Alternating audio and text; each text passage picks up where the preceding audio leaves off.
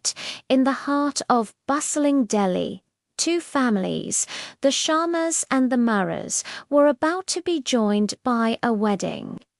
Rohan, a charming architect with dreams as big as his blueprints, was marrying Priya, a spirited artist whose paintings held the colors of her soul.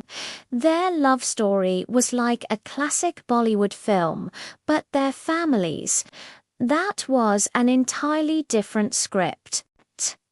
The Sharmas were traditional, valuing discipline and legacy above all else. Mr. Sharma, Rohan's father, was a stern but loving man who had built his business from the ground up. He expected Rohan to follow in his footsteps. The Mehras, on the other hand, were a whirlwind of creativity and emotion. Priya's mother was a dancer and her father a poet. Their home was always filled with music, laughter, and the scent of fresh paint. The first meeting was interesting. Mr. Sharma talked about stock markets and property values, while Mr. Mehra recited poetry about the changing seasons.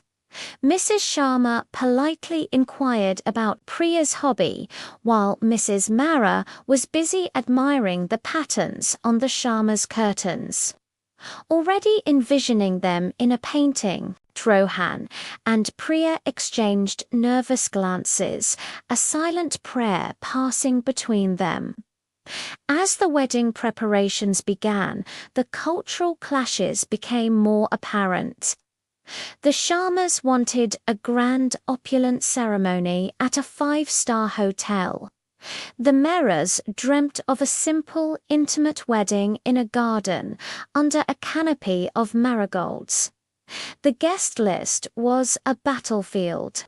The menu was a war zone. Sangeet practice was a hilarious mix of classical tunes and folk music, each family trying to subtly outdo the other. One evening, things came to a head. A heated argument erupted over the color of the wedding invitations. It started with gold versus saffron and ended with hurt feelings and accusations. Priya, heartbroken, locked herself in her studio. Rohan found her amidst her canvases, tears mixing with the watercolors. "Maybe this is a mistake, Rohan," she whispered. "Our families are just too different. How will we ever make this work?" Rohan held her hand. "Look around you, Priya. Your colors, my structures. They are different, but together they can create something beautiful. Our families are the same. We just need to find the right design." Inspired, Rohan and Priya came up with a plan. The next day, they gathered both families. In the center of the room was a large blank canvas. "This is our life together," Priya began, her voice soft but firm. "It's empty right now," Rohan continued, "and we can't fill it without both of our families. We need your traditions, Dad, your structure, and we need your creativity, your poetry, Uncle. We need the discipline and the dance." He handed his father a ruler and a pencil. Priya gave her father a paintbrush. Slowly, hesitantly at first, they started. Mr. Sharma drew a perfect, strong border around the canvas. Mr. Mehra then filled the corners with soft, swirling floral designs. Mrs. Sharma suggested a pattern of elegant lotuses, and Mrs. Mehra added vibrant splashes of color. For hours they worked, side by side, they talked, they laughed, they shared stories. The rigid lines of the Sharmas blended with the free-flowing art of the Mehras. They weren't just creating a piece of art, they were creating a new family. The wedding was a perfect reflection of this newfound unity.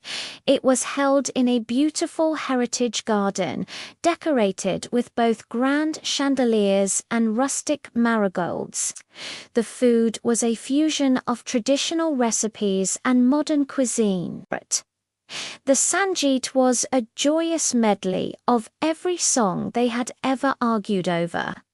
As Rohan and Priya took their vows, they looked at their families, standing together, smiling.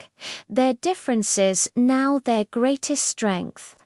They realized their marriage wasn't just about two people falling in love. It was about two worlds, two families. Two entirely different stories learning to create one beautiful, amazing masterpiece together. Thank you so much for watching.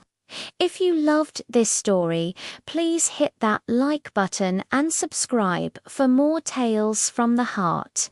See you next time.